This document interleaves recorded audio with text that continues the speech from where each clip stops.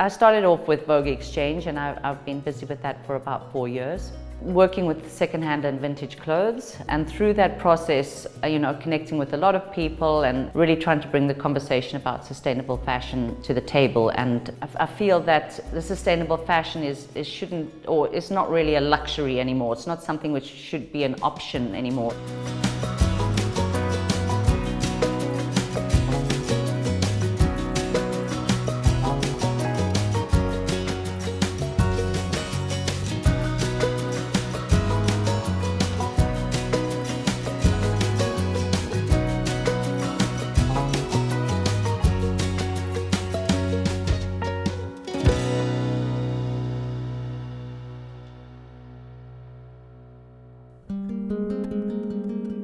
I think that the next movement or the next step forward is obviously, it's a buzzword on everybody's lips, is circularity.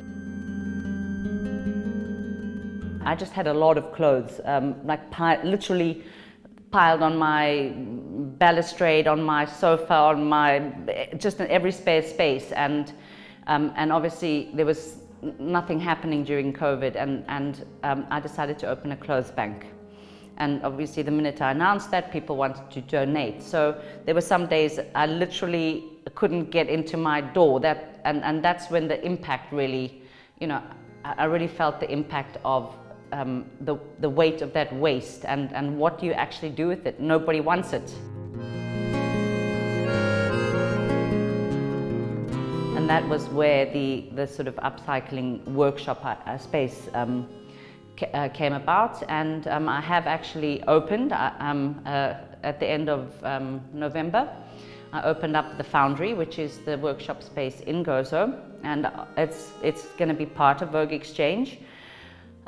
It's still I'm still in the process of moving in and figuring it all out, but I'm already getting a lot of interest and bookings, and people who kind of least expected are actually very keen to have workshops. Like we have, I think 600 students, med students in Gozo, and the guys are just super keen. It's a lot of young guys which are inspired to actually start making. It's a fantastic process, also just good for your well-being, being creative, but obviously every time you make something, you save that item from heading to landfill.